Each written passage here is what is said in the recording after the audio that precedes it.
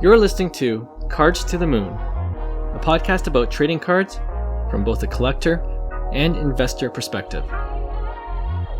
We hope you'll stick around for the ride as we take a deep dive into the state of the hobby, share some hot takes, hopefully some useful advice, and fun stories along the way. Hey guys, welcome to Cards to the Moon. This is episode 85. My name is Clark from 5 Card Guys on Instagram, and with me as always is Hyung of Integrity Sports Cards and John, who is Trade You at Recess.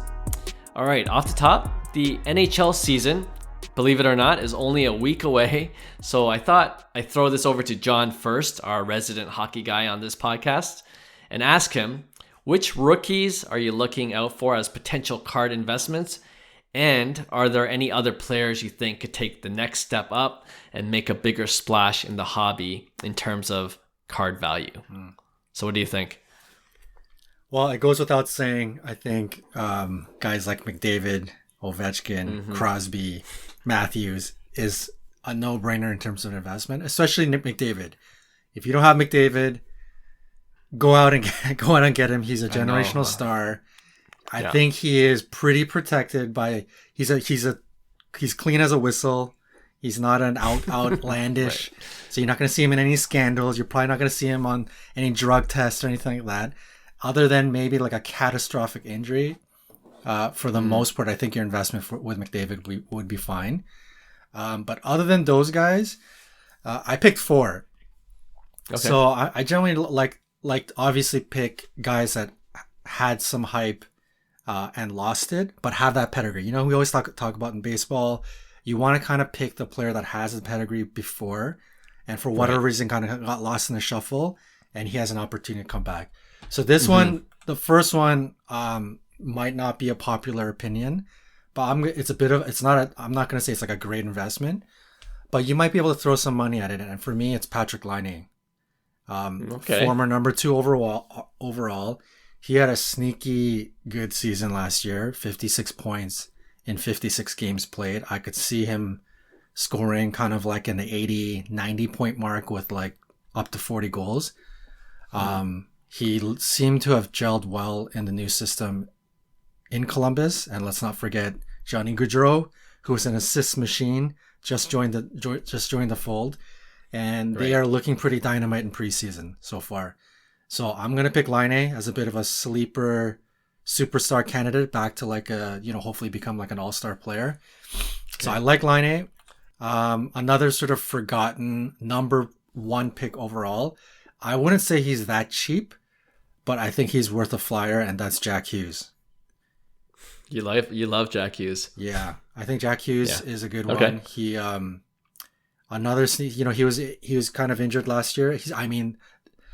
He is a bit injury prone. He hasn't been able to kind of uphold a regular season yet. But last year he had 49 games. He had 56 points, right? So we're talking over 100 points, extrapolated into like an 82 game season. So I'm going to say Jack Hughes. He's got huge upside. He's a bit of a sleeper in terms of like 100 point getter. So he's on that list for me. Brady Tkachuk. I talked about him before. I really like Brady Tkachuk. He's kind of stuck. He got 67 points in 79 games last year, 117 penalty minutes. So he's a bit of a rough and tumble kid. I like him because of the new look Senators. I think Tkachuk can now kind of start to creep into the 80, 85 point mark while still being rough and tumble. So for Tkachuk, I think he's going to get noticed. I think he's going to become a top 5 category league 1-year hockey, like a fantasy player. So I think in fantasy leagues in the future, if not already, I don't know, like I don't join any 1-year leagues. I'm only in like a dynasty league.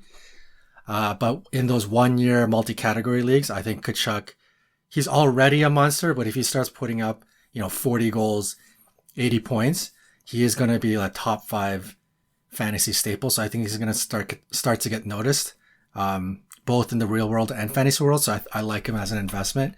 And the last one, this isn't necessarily a sleeper, but the hype wasn't as crazy as it should have been as Cole Caulfield. I think this kid has the ability to compete year in, year out for the Maurice Richard Maurice Richard trophy, most goals in the league. And, goals, home runs, that's all the sexy stuff that you want to see, right? So I think Cole Caulfield, if he gets to the point where I believe he's going to have a 40-goal season, and if he flirts with always being, in the mix to win that trophy, I think he's going to be very, very relevant and have could be a strong investment. So I like Cole Caulfield. So those are my four picks. Nice. Mm-hmm. Yeah, for me, hockey.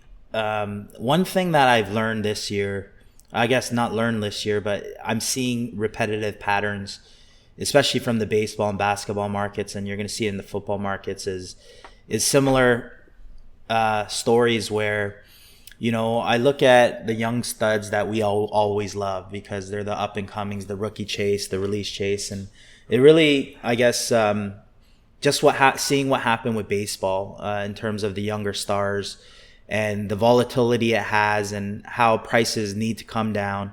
I really believe that, it's no different with hockey. Going into the season, there's going to be a lot of hype around the young stars of the game, but I truly believe it's the value shopping that you're going to really win on kind of in the short to long term, because guys like Cole Caulfield, of course, very, very exciting, but his prices were higher just because he was the chase of that year. And as his if he has a good season, that's kind of expected. It's going to keep those prices, but are those prices already high to begin with? And do they have room to come down? So stuff like that where, I've seen it in baseball, I've seen it in basketball, I expect it in hockey. So for me, I'm looking at it more of a, like we talked about in the early shows, guys like Sidney Crosby, guys who are kind of disrespected almost because, everybody kind of forgot about them. But you look at, the guys like Albert Pujols in baseball and guys who are leaving a legendary impact on the game. They're starting to, people are starting to say, you know what, this has way more value down the road. I see this more of a sound investment. So if I'm gambling on young stars, it's going to be like the McDavids, the Leon Draisaitl's, guys that are A-type superstars. And for that reason, you look at guys like, Bo Bichette, Jordan Alvarez, and all these other guys that are studs, but their prices were astronomical. I wouldn't say astronomical, but they get no love because it's kind of they're not doing enough for the market to say, you know what, I believe that you're worth more. So it's kind of, that's what I'm seeing common with other sports. So during this kind of bear market when everybody's chasing, I think a good approach to this is kind of go back to the blue chip stocks, right? And go after the future watch autos of a Sidney Crosby, where it's very affordable in my opinion compared to an Austin Matthews or even a McDavid, right? So I'm in the lines of kind of looking for the veteran, even guys like Malkin, right? Very, very cheap relative to the younger stars, right? So I'm doing the same with baseball. My strategy doesn't change with hockey as well. So if I'm starting to go hockey, it's more of the long-term game. So yeah, that's the way I kind of see it all. But yeah, I agree with John. I'm sure he knows a lot of hockey, and if you're into kind of the who's gonna have the big season and who's cheap relatively to that, and kind of I'm going to roll the dice here, I'm all for it. But yeah, no, I agree with you 100%, Hyung. I'm going after the bigger names. I feel like I'm running out of time to get a McDavid while it's low, in terms of bear market. Right. And I monitor prices every day. I'm still can't pull the trigger. But I'm itching to do it for one of these big generational stars like McDavid, Matthews even. But at the same time, I like John's choices because it depends on your timeline too, right? And also I was just looking at some of these prices for the players that John mentioned, like Jack Hughes and Brady Tkachuk, and who's the first guy? Patrick Laine. Patrick Laine, yeah, and their SP authentic future autos are cheap, $200. It's not even a huge risk. and if they have a great season, and I love that move of getting like guys that have pedigree, had an off year, but could come back if they're fully healthy, flirt with 80, 90, 100 points even. I love that kind of play, and getting it for 150, 200 for those, future watch auto cards. That's like, it's kind of like fantasy. You buy them, invest in them, and you just hope for the best that they play well, right. So you can flip them at the end of the season, right? But so definitely different strategies you can take going into the hockey season. But yeah, I like it. A couple of other players that I like, and I'm on repeat with saying these, like Tarasenko. It's like $125 for a SP Authentic Future Watch Auto, right. And of course Panarin. Johnny and I and Hyung, we all love Panarin. I could have used him for this segment coming up. I'll introduce in a bit, but yeah, just needs to have more respect on his name for sure. All right, John, thanks for that. And yeah, hockey season. I can't wait to have that start. And the one good thing about the fall sports card expo we talked about in our Friday episode is that we got hockey and basketball starting again, so there's a lot of volatility with those cards too, right? So that kind of makes it fun as well, going to those card shows. More deals to be had when sports are in season. Yeah, so all right, with that, let's move on to our next segment we call Hobby Headlines. Okay, just like I talked about like a few seconds ago, I actually wanted to revisit our discussion we did in one of our earlier podcast episodes. I think it was episode 5 about why certain players get no hobby love. And that's what I was alluding to when I was talking about Panarin. But for example, we talked about other players in baseball. Mookie Betts still doesn't get the respect he deserves in the hobby. If you didn't notice, he's killing it again. 35 homers. It's personal best, 112 runs, 12 steals. Hyung talks about this guy a lot. Yordan Alvarez, no hobby love for that guy. And he mashes every year that he's been in the league. If you go to basketball, we talked about Dame Lillard. For some reason, he's not heavily sought after in the hobby. And we even talked about whole sets like Top Stadium Club getting no hobby love. Right. Although the photography on their cards are amazing and they have, really nice on-card autos. So I was thinking for this episode, since we didn't do this in a long time, maybe we can do another round of naming players, cards, or sets that get no hobby love and should definitely get more attention in our humble opinion. So who wants to lead off? Who's got something in their head?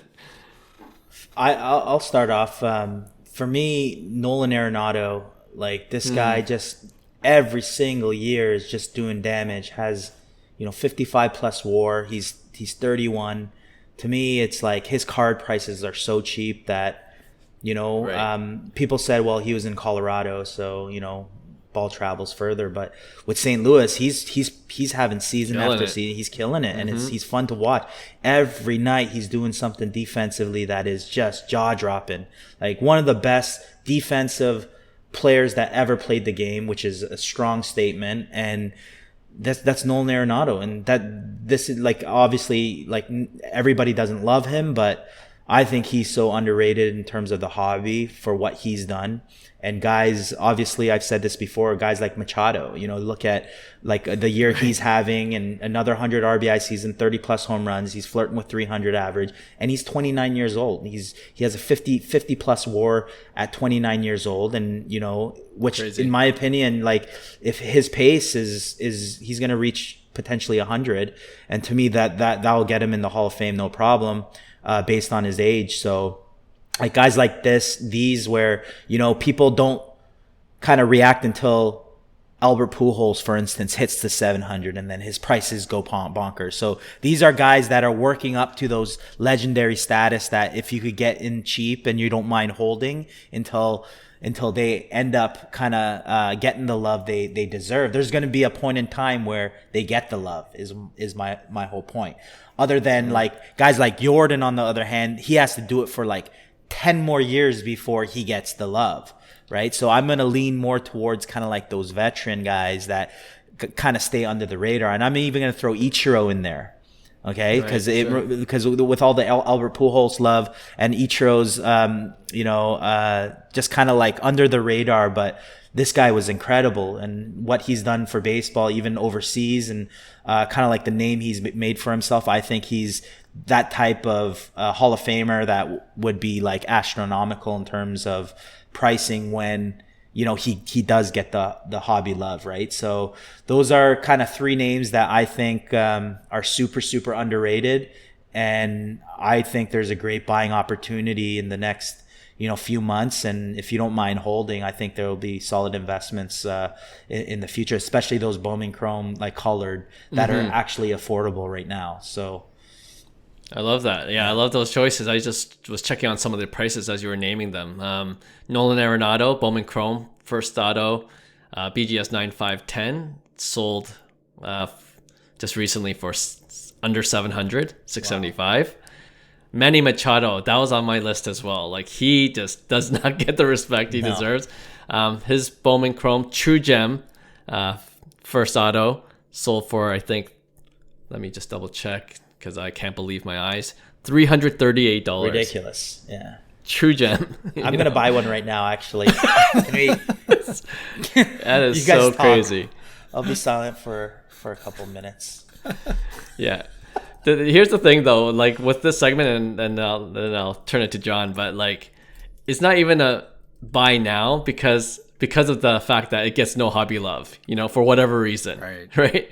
Unless you have such a strong conviction that it's going to be due at some point. Like, I could see the Machado play working out when he hits 100 WAR by the time his career is over, and everyone's going to say, why is this card so cheap? But it might take a while to get there. You got to be patient with these cards that get no hobby love. Anyway, I like those choices. Johnny, you got some? I do. I'm going to stick with hockey. Give hockey a bit of a spotlight this episode. Nice. Your favorite, the number one I'm going to mention right now is your favorite washed up player, Nikita Kucherov. 47 games played, 69 points. Not many people may realize this, but he was number 2 in points per game last year in the NHL. Wow. Yeah. I wouldn't say he's like completely disrespected. He is somewhat respected, but I think he is an all-world talent, and I think it's a bit of a shame. I don't think he has a future watch, so it's just the young guns. And to be honest, I don't think he has many rookies. So I think if there was ever, how we kind of say, let's move off base and young guns and try to go for future watch and stuff. I think if there's ever a player to go for the young guns, first and foremost, it's going to be Nikita Kucherov. So Kucherov for me in hockey. One guy that for me I think is a stud that gets completely disrespected is Aleksander Barkov, because he's in Florida, bit of a sleepy town. He's top 10 in points per game. He I don't have his stats in front of me, but let me see here. He had like 88 points in 69 games or something like that. Like he killed it last year. He just missed like a handful of games. He is a very much disrespected superstar stud in the hobby space. I think you can get his future watch for like, they don't come often, but if they were to come out on auction, I think they go for like 450, 550, something in that range. Wow. Okay. Maybe 600 maximum. It's really cheap. So I like Barkov. I have 2 other names in hockey that I wouldn't really call I'm not going to make like an investment. Like don't go out and buy these guys. I'm just going to mention them because they are completely disrespected as all-star players. One is Mark Scheifele. So I think this is kind of like that Vladimir Tarasenko territory, like superstar stud that just doesn't even get looks. So I think you can get his future watch for like $100. Mark Scheifele, I think, is a stud. And Mika Zibanejad, I don't know, for whatever reason, the kid is putting up, point per game for the last like 5-6 years. Zero love. I think you could get his future watch for under 150 or something like that. So those 2 guys, I'm not going to really recommend. They're kind of like Lillard, just like so disrespected that I don't see the tide turning for them. So I'm not going to recommend to go and buy it. But I just wanted to make the point that these guys are studs that just absolutely get no looks. It's true. Zibanejad, like, only fantasy hockey players will know how much of a stud he is. Right, yeah. But no one else. when you actually see his production, right? But yeah, no, good choices too. I was looking up those prices as well. Like Kucherov's Young Guns PSA 10 last sold a couple weeks ago for $460. Oh man, I'm actually tempted now.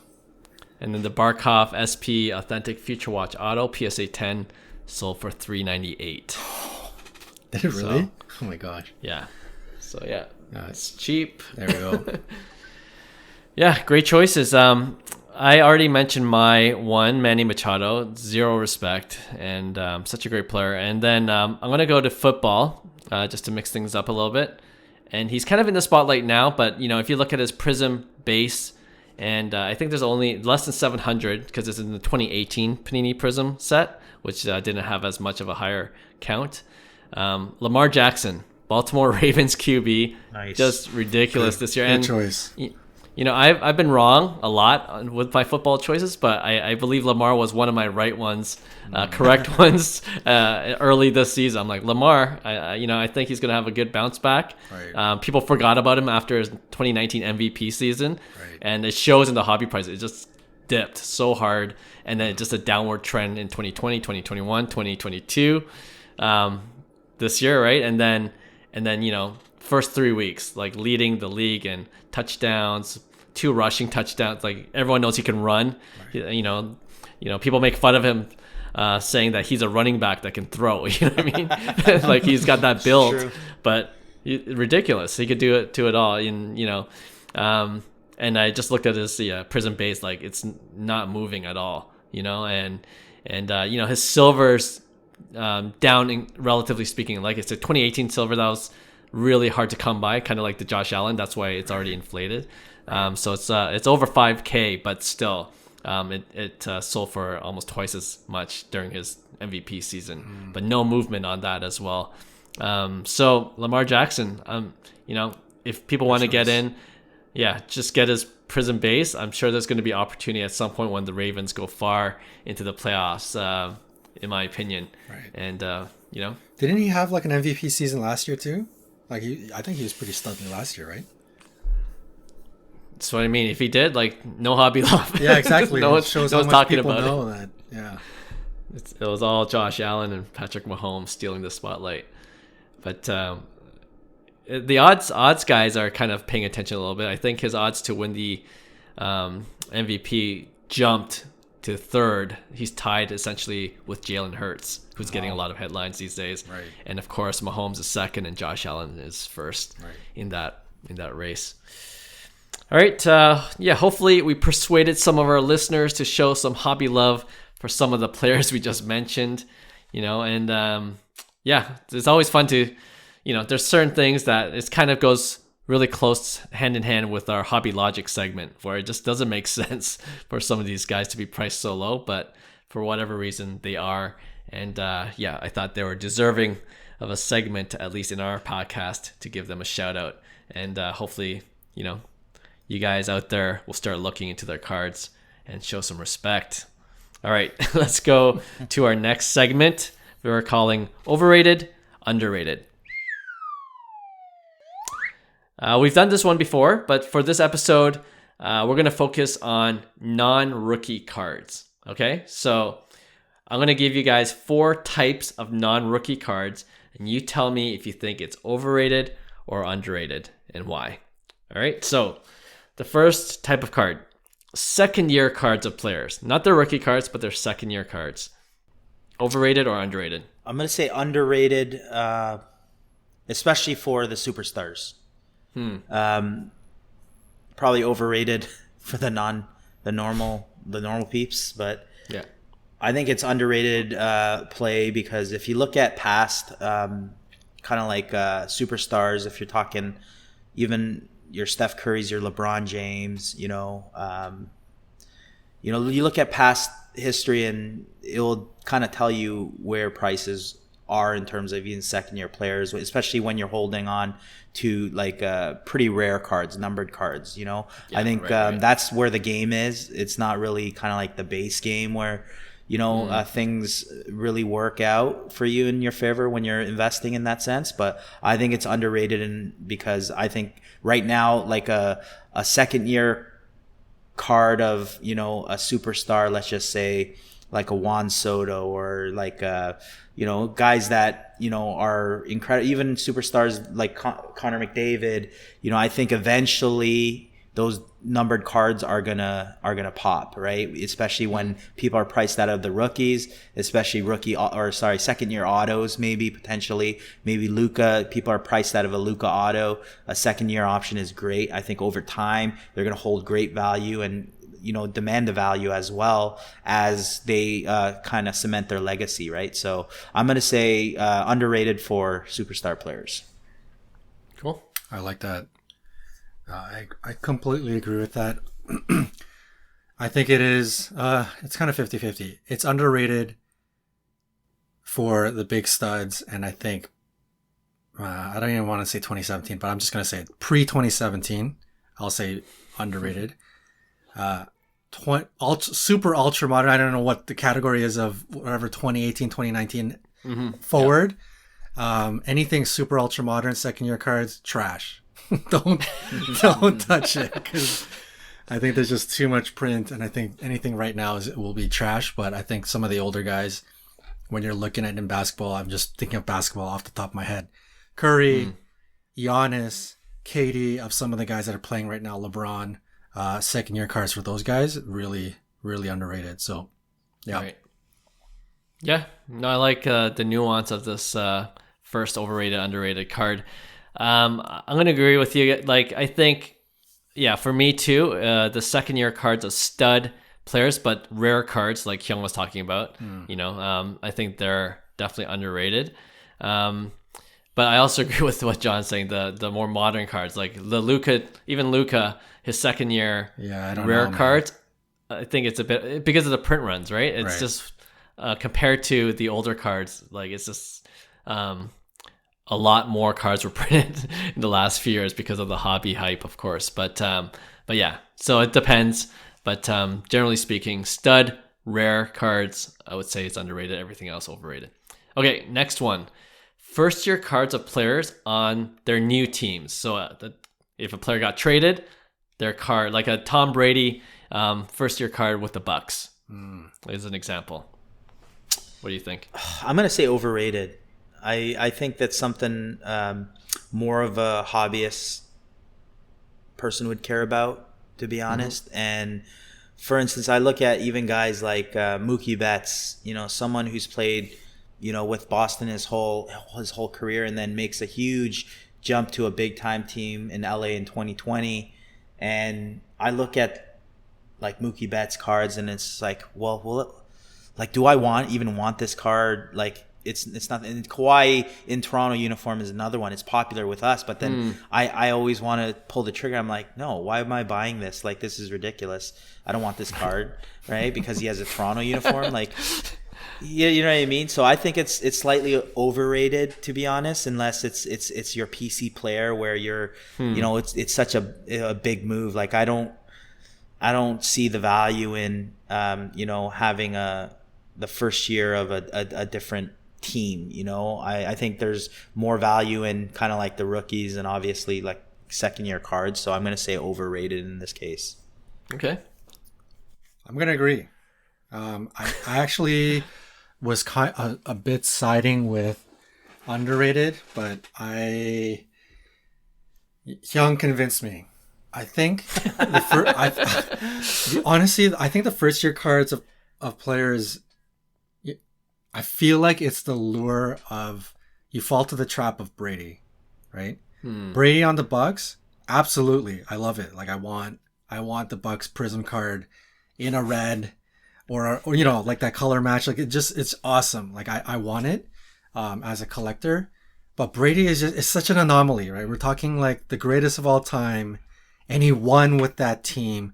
Like, all of the stars aligned for that particular one. And I think all the subsequent, you know, players on new teams cards, Kawhi a bit different because it's sort of a PC, but at the same, he won too, right? So I think it's a little bit different, but I mean, you know, Mookie won with the Dodgers, right? Right. And it didn't really move anything. So I'm sure in LA, those Mookie LA cards, big time, just like it is in here in Toronto, but nobody else outside probably really cares. So I think it's a little bit, yeah, it's a little bit overrated. I think people are trying to make something of it. But really, it's only those particular markets that probably like it from a PC perspective. And outside of that, in terms of investment, I don't know. I think you're kind of trying to chase that sort of Tom Brady Bucks thing, but that is on a level of its own. Like that's something you just can't achieve in any other player. So, yeah, it's gonna be a sweep. But I do like the It's funny, the ones that you guys all mentioned, Kawhi, Brady, Mookie, guys that had success on their new teams, their first year. Like, I think there's something to it, and I'll add though, it's got to be rare. It's got to be numbered. It's got to be autographed. Right. No, it can't be just their base. It can't be a Mookie base Dodgers in his Dodgers uniform card. If it was like a blue, I don't even know if this exists, but blue refractor Dodgers of Mookie. I might be interested in that. You know what I mean? Yeah. And then he played well. I mean, they won the championship with Mookie there. Same thing with Kawhi. A nice autograph Raptors uniform card. Yeah, and of course Brady. When I thought of this card, I was really thinking about LeBron James and the Miami Heat. When he won there, his silver prism is like ridiculous. Like it costs a lot, and because it's rare as well. So I think if it meets those conditions, underrated, but everything else overrated. Right. Okay, let's go to the third one. First year cards of a new set. So this is more limited, but I was thinking 2012 Prizm basketball. Anyone that came out of that set, like a Steph Curry, it wasn't their rookie year, but it's the first Prizm basketball set. Anything like that. Man, for 2012, it's different. I'm going to say 2012 is underrated. But when you say first year cards of new set, I think that has to be like asterisks, because it only applies to very, very few sets. And with the example you said was 2012 Prizm. So if we're talking 2012 Prizm, I think underrated. Right. I think it was a big set for collectors. I think it's a super low print run. There was a great class, even if they weren't rookies. They were first Prizm cards for a lot of people. With the absence of Topps Chrome, like there's so many other, I think, things that make it more valuable in the long run.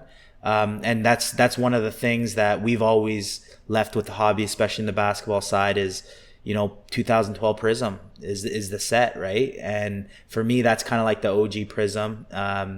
And I think that set in particular is underrated, but I'm not going to say first year cards of new set, like let's just say a new, Panini Flux, Panini Absolute. Yeah, I'm going to pass on that, a hard pass on that. So yeah, you read my mind exactly. Okay. What about photogenic, like stadium? Photogenic? That's stadium. Ooh. Yeah. Like stuff like that. Nice, like man. They look nice. They look nice, but like at the end of the day, like think of it as an investment, like perspective, right? And we know that 2012 Prizm, if there's gonna be any example, it's gonna be 2012. No other set deserves whether, because this is what we're talking. This is the kind of like example, the prime example of. Like, if you're liking other sets and not 2012 Prizm, then something's wrong with you. You know what I mean? Because that's like the OG. If in this case, yeah. Yeah. True. So. Right.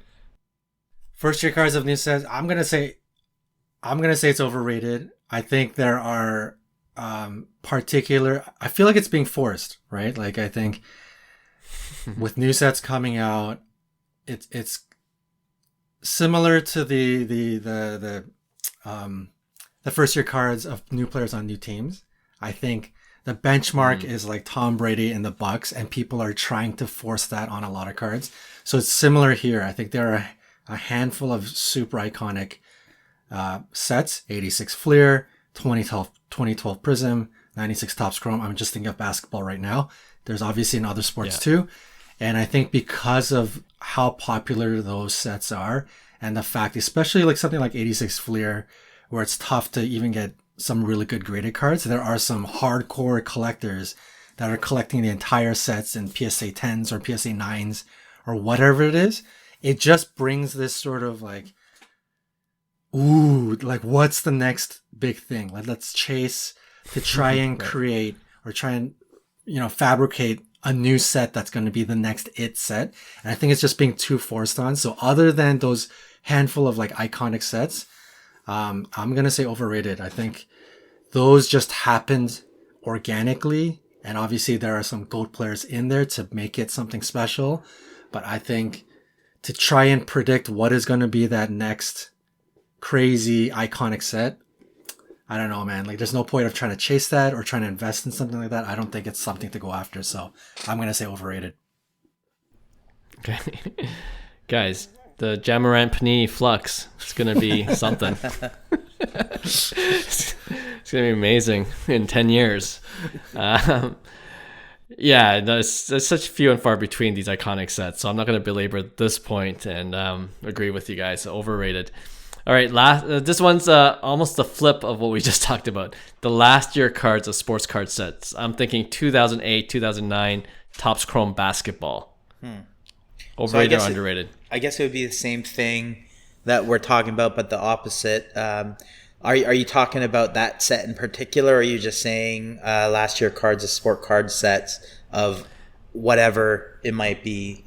Sure. You know what? Because we argue that it's it depends on a few sets. Let's just make this a little Generic? bit more. No. Let's the other way, because I think it's going to be a sweep again, right? We're just going to say it's overrated for our sets. But how about this particular set, the last year cards of the 2008-9, Topps Chrome basketball. 2008-9. I'm gonna say, is that the Kobe LeBron? Is that like the Stadium Club style Topps Chrome? That's right. Yeah. I wouldn't say it's underrated. This one's a little tougher for me, but I'm gonna go with.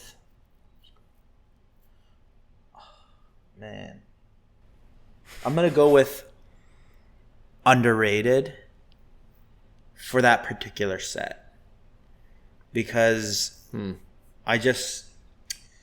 feel like that's an iconic set. It's already established. Topps Chrome kind of disappeared, and then now we're gonna, I guess, get it back again. But that was a big set. Like that was a big year. I think that's gonna be iconic, just if we're talking specifically this set. So I'm gonna say underrated, even though it's a strong set. Like there's some strong sales on particular cards, but I think there's a lot more value in other players in that set as well, just because the set has been so popular. So I'm gonna say slightly underrated, but it still gets a lot of love. So okay, we get it. Underrated all the way. I think that is the one set that is already creeping into iconic status, but it should be all the way iconic status. I get it doesn't have big rookies that year, so that's something that is really kind of weighing down the popularity of the set, but it is one of the nicest sets of Topps Chrome ever, period. I think it's very underrated. I personally prefer that set, and this is probably a huge unpopular opinion, but I think that set should be more iconic than the 2012 Prizm. Just my opinion. Hot take. But I think it's hot take. I think it's very underrated in terms of the stratosphere of iconic sets. Yeah. I was just reading the description of this set in Cardboard Connection, and they make reference to the 2008-09 Topps Chrome Basketball was the final standalone set for the popular card brand, as Panini soon took over to control of the exclusive NBA card license. So so that's what makes it sought after, at least. But I'm going to say overrated, because it's actually a point that Hyung made, that with Fanatics getting the Topps company back, or with Fanatics taking over Topps, and just we're kind of all expecting Topps Chrome Basketball to come back, it kind of diminishes, in my opinion, just the I thought this was a sneaky play for the longest time. People forget that 08-09 was the last Chrome Basketball, but if it's making a comeback, it's of course, it's not going to have the same kind of iconic cards. Whenever the 23, 24, 24, 25 Chrome basketball, whenever that comes out. But I think it diminishes the 08, 09 just a little bit. And like you said, John, like there are no outstanding rookies in that set. Like the ones I want are the Chalk Toss by LeBron, and obviously the Kobe LeBron, discarding that card as well. But even now, I'm like, I'm kind of like, I'm always, it's still on my watch list, but I deprioritized it on my watch list. Like there's other cards I want more of it. So I'm going to just be the contrarian in this case and say slightly overrated. I feel like you're putting too much stock into the fact that it's the last Topps Chrome basketball set. I think for me, that has nothing to do why that okay. set is iconic. It has everything to do with the imagery and the photos. I could care less if it's the last Topps. If like somebody were to say this is going to be the last Prizm set ever because Prizm is no longer going to be, I could care less. I think most people would be like, who cares, right? So I think for people that think it's of value or a sneaky play, no offense, Clark, but if you're thinking that it's a sneaky play because it's the last of the Topps Chrome set, probably I don't think that's where you should look at. This set is underrated because of how nice the actual set is. The photos, everything. They went through some serious effort to put this set together. And I think for that reason, it's very underrated. But yeah. That's fair. All right. Agree to disagree. Yeah. All right. Just before we go into the next segment, I just want to just get on the same page. So 2008, you're talking about like the Chalk Toss. Yeah. So what about 2009? You're saying that 08, 09? Or because 2009, there was a 09, was it 2010? There was 09, 010 Topps Chrome. Was that the those cards were inserted? Were they inserted? Remember? I feel like that was an inserted. The Topps Chrome was an Currier insert was the into like the insert into Topps paper that we found out. Right. Oh, okay, and then same with the Durant.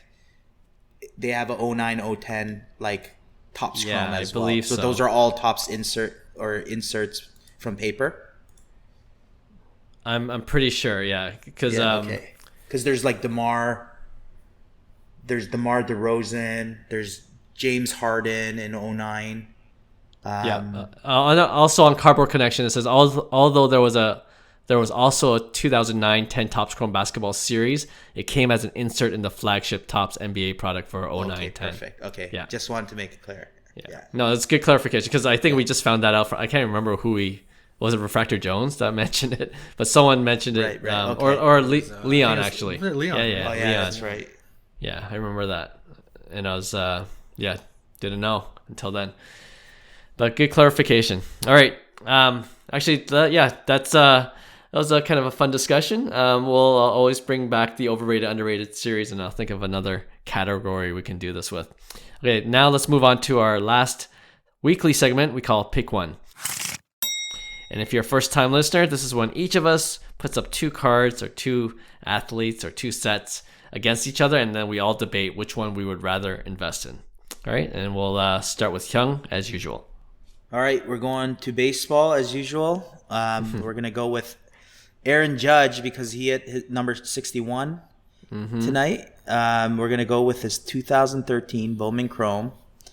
Aaron Judge Auto, BGS 9.5, a True Gem, last sold for $36.50 on eBay. Okay, it might have increased actually as of today, right. But we'll just say $36.50 for the sake of kind of like the comparison. Versus a 2018 Bowman Chrome. Hitting version of Shohei Ohtani Auto, a BGS 9.5 recently sold for $4K. That's the hitting image, right? So we talking about technically that's not Ohtani's first Chrome, but it is his hitting image from Bowman Chrome, and that last sold for $4K. So $36.50 versus $4K in terms of price. Are you going with Judge, a Judge Auto, or Shohei Auto? So the hitting auto is the one in the red jersey. That one, in the red jersey, right? Yeah. Okay. Yeah. Because I think the pitching one is a little more, so I used more of a kind of like the cheaper Ohtani auto because his pitching one's way more. I think it would have been a lot easier for you guys to decide, but if we're talking apples to apples in terms of price. Yeah. I'm going to go with, oh man, I love Shohei. But I'm going to go with the 2013 Judge because I'm a purist when it comes to that. You know, like the pitching one I consider the one to get for Shohei. And I would just want to save up a little bit more to get that one rather than like any kind of Shohei rookie auto, although the hitting one does look nice. And it's the same thing with Judge. Like that 2013 Judge is the Bowman Chrome auto card you want if you're collecting Bowman Chrome first autos, right? Right. For Judge. So I'm going to go with Judge for that reason. Oh, nice. What about you, Jenny? This one is tough. This one is tough. Conventional wisdom would clearly tell me to pick the buy low versus the buy high. So I am ultimately going to pick Shohei. But I will say this whole Judge hype FOMO thing is probably getting pretty real with, like I mentioned, collectors like me. Collectors like who aren't Judge fans, aren't Yankee fans, sitting on the outside always thinking that Tatis, Vladdy, Soto, those were the guys, right? A Judge is not a part of that group. And I think if Judge sneaks into that group, especially if he starts blasting 55 plus home runs from here on in for the next 2-3 years, like that card could go places. I'm not gonna lie, that card could really go places. So it tempts me because like I don't know how, like, because Shohei's as great as he is and as much like WAR he's gonna continually produce year in and year out. If he's not hitting 50 home runs or not doing something spectacular, I think we're going to see kind of like incremental slow growth, where somebody like Judge, I feel like his card could really explode. So 50-50, but just for the fact that buy low, sell high concept, I have to pick the Shohei here. But man, am I tempted for the first time ever to pick the Judge. I will say. That's a little bit of FOMO. A little bit of FOMO. That's a little bit of FOMO. FOMO level check. Yeah. I know. Oh man, this one's Hyung's a tiebreaker. Frick.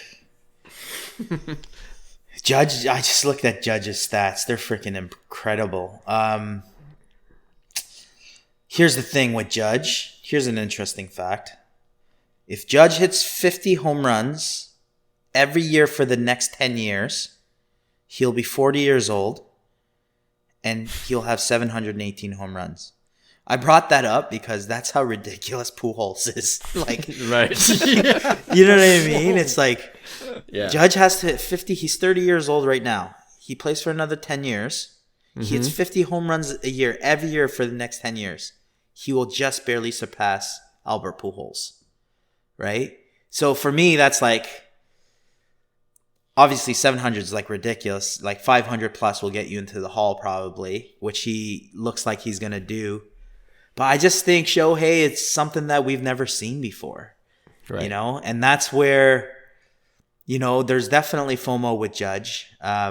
Just because this year totally changed his kind of like his overall stats of who he is as a player, right? Like he's absolutely kind of like put his foot down and saying, you know what?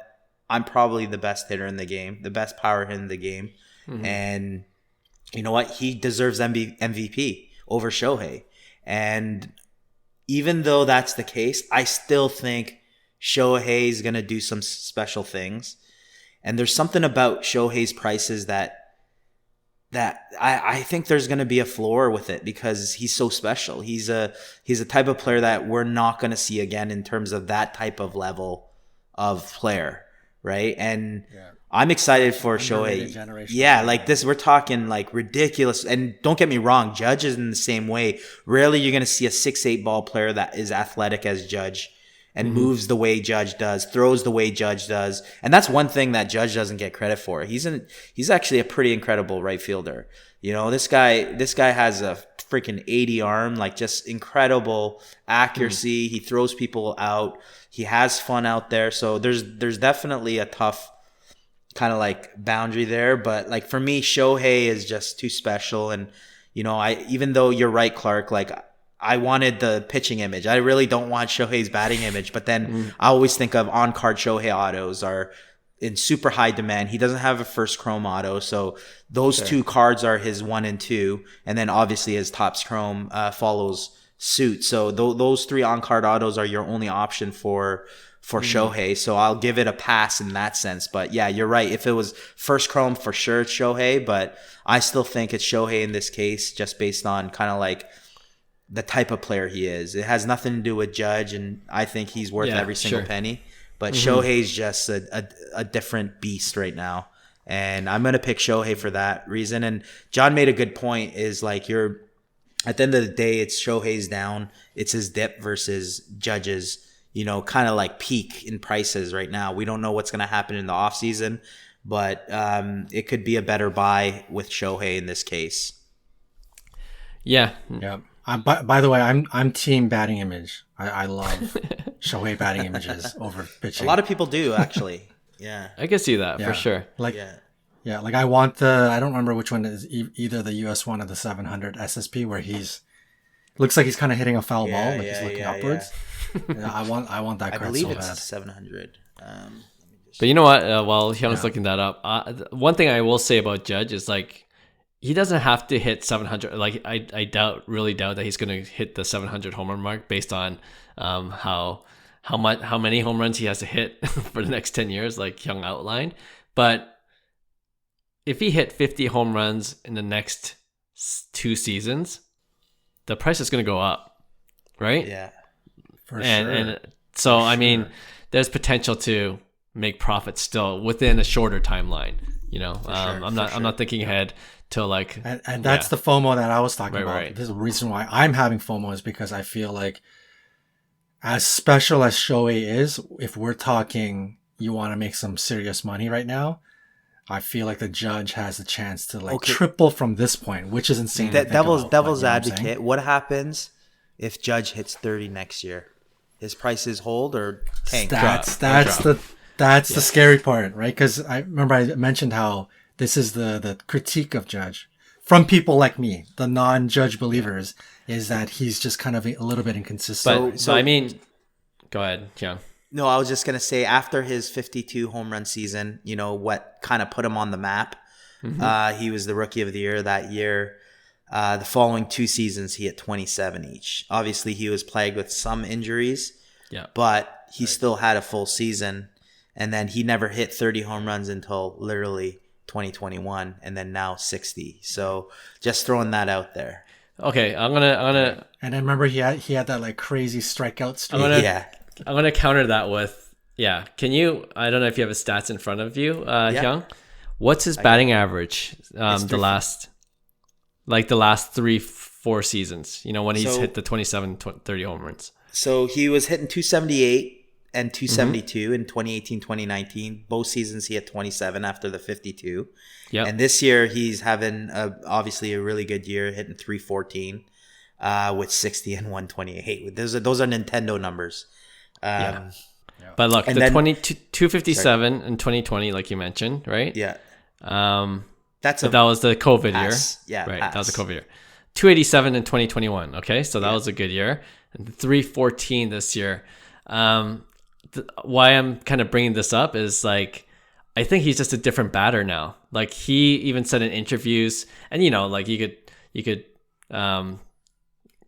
take it with a grain of salt, but his main goal, one of his main goals wasn't to hit 60 plus home runs. It was to hit over 300. Like he wanted to be a consistent batter. He says all his favorite players bat over 300, like makes sense. Have a high average. And I think he worked on that, like, you know, just from what I'm seeing, especially this season. So if and when he started out, he had how many strikeouts did he have? Like he's just a completely different batter. Yeah. Than he in his rookie season when he hit the 50 plus home runs, and now just a different batter in my opinion. That's a fair point. And in baseball, that's the trick with many people. I will tell you, even with Vladdy, if Vladdy took that approach too, he would have. I guarantee you, that's the same approach he took the year before. And Judge too. It's like a 6'8" frame. He doesn't really need to force anything. Like, because if you're thinking middle oppo, like that's what we say, middle oppo, stay inside the baseball. If you're constantly, hitting opposite field with power, that means you're staying on the ball a lot longer. You're not pulling off. You're keeping your hands in. You're able to drive the opposite way. And usually when you do that, your power numbers do increase, right? So for me, it's kind of like synonymous, and it makes sense. Like 100%. I think he has made the necessary adjustments to kind of,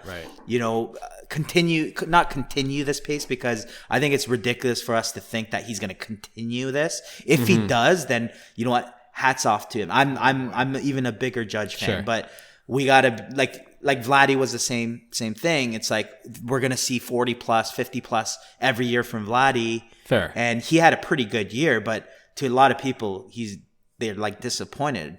I'm like, it's been a fine year for Vladdy. It's not last year, but it's still a pretty good year, right? So I don't think Judge's numbers will be as great as they are this year. But that's all the question I had was if he hits 280 with, let's just say 35, even 40 home runs, right? And doesn't win MVP and, has a good season, will his prices sustain? Right. No, for sure. Yeah, look what happened to Vladdy, right? There's definitely a risk. Yeah. And then going back, John, it was the US one for Shohei, that the batting image, the SSP. Yeah. Great card, by the way. Super underrated. Yeah. Wow. Keston Hira, take note. Batting lessons. Damn it. I'm a Keston Sapphire if anybody wants. Me too. No, that was a good 1v1. I like that one. That was good. All right. We're going to go better investment, ultra modern. We're talking Goodwin Champions Exquisite Patch Autos versus the newly released Skybox Universe PMGs. Very polarizing in some of the opinions now because it's, quote unquote getting watered down, and you are sort of some people have the opinion that you're kind of killing some iconic brands, but is there investment to these cards, and which of the two is a better investment? This one's really easy for me. Goodwin Champions as a set is meh, but the only good thing about it is the exquisite patch autos, and I think that just saves Goodwin Champions year after year. I think exquisite patch autos won't go away in terms of relevance and just people wanting to chase it in general.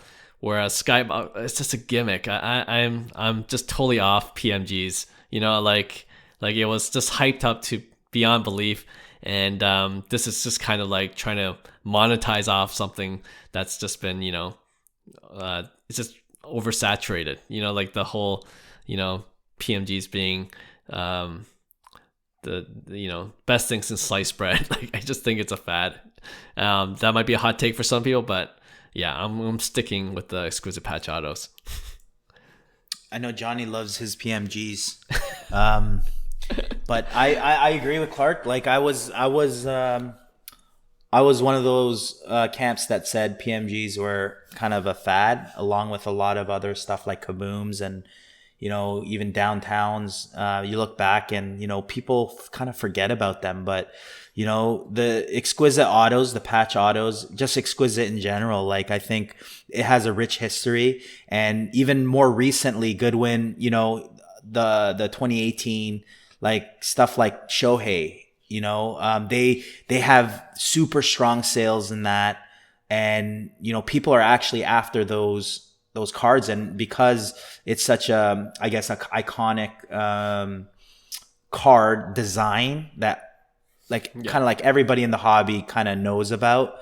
I'm gonna, it's an easy decision for me too. It's the Goodwin, and Yeah, it's not that I don't like PMGs, but the new PMGs is kind of like, I don't know if I'm completely sold on it.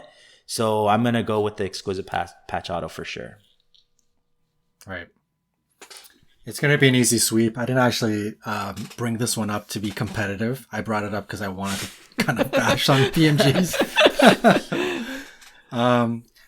First point for the exquisite patch side, I think, and I hope Goodwin's like Upper Deck keeps this up. They still are very selective on who gets onto the exquisite patch auto, especially the patch auto. And I like that because it kind of keeps the mystique about it and the rarity. So they did a good job there. I really hope they don't mess that up. So that's number one. I know on the flip side, why I don't like the PMGs, kind of like you, gimmicky. And it's just, I think they just try to overprint it and just sell the heck out of it. So they just made a PMG of anybody and everybody. I feel like my 9-year-old daughter can get onto PMGs like right now. Just put her on a skateboard and she'll be on that PMG list. And I feel like it's ridiculous who they're putting it on there. So, not a fan, man. That the new release and just seeing the amount of PMGs out there and just the number of different people that are on there, it's too crazy. So it's very easy exquisite patch auto. Nice. We're all in the same boat on that. Okay. All right. To wrap up this episode, my pick one, and this is because our group of friends in our WhatsApp chat group, our fellow collectors, kind of brought this guy up. And I don't know if I want to see who else is drinking the Kool-Aid. All right, with Zion Williamson, you guys think he's looking good, right? Fit this season. His blue Prizm rookie card, PSA 10, last sold for 9,200. Pop count's 26. That kind of surprised me a little bit. Versus Ja Morant blue Prizm rookie card, PSA 10, sold for 8,400. So almost 1,000 less, and his pop count is 63.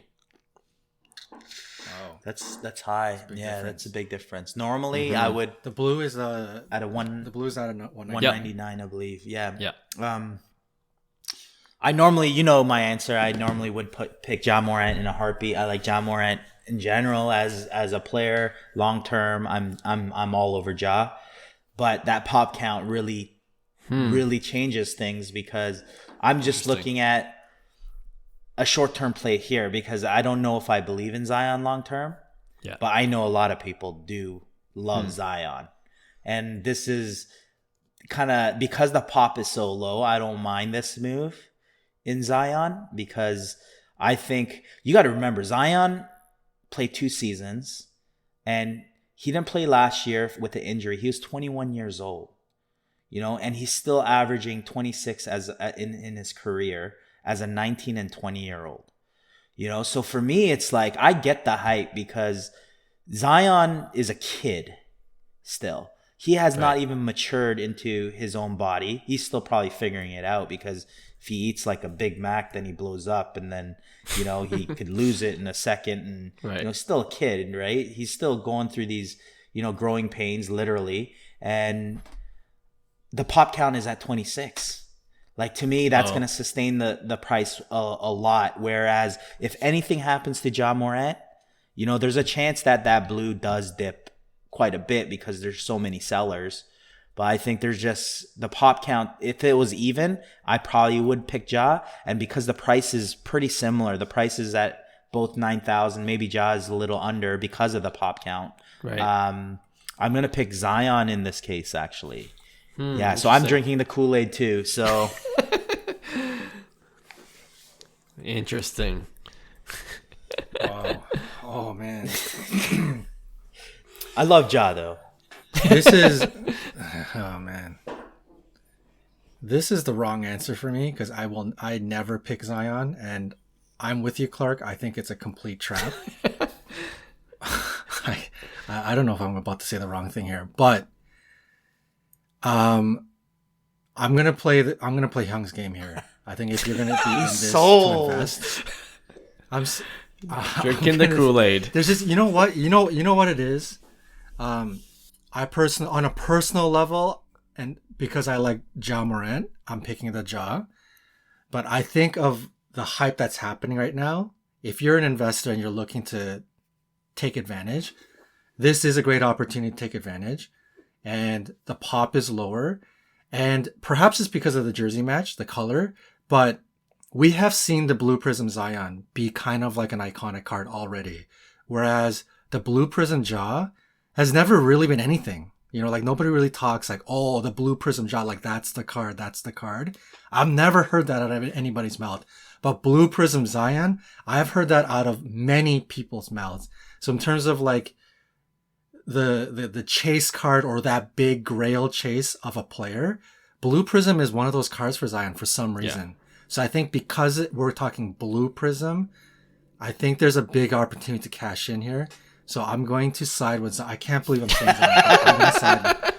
I'm going to side with Zion. I can't believe it too. I'm going to go. Wow. I'm going to go with Hyung, and I'm going to go with Zion. It's just because something about that Blue Prizm. I think there's something there.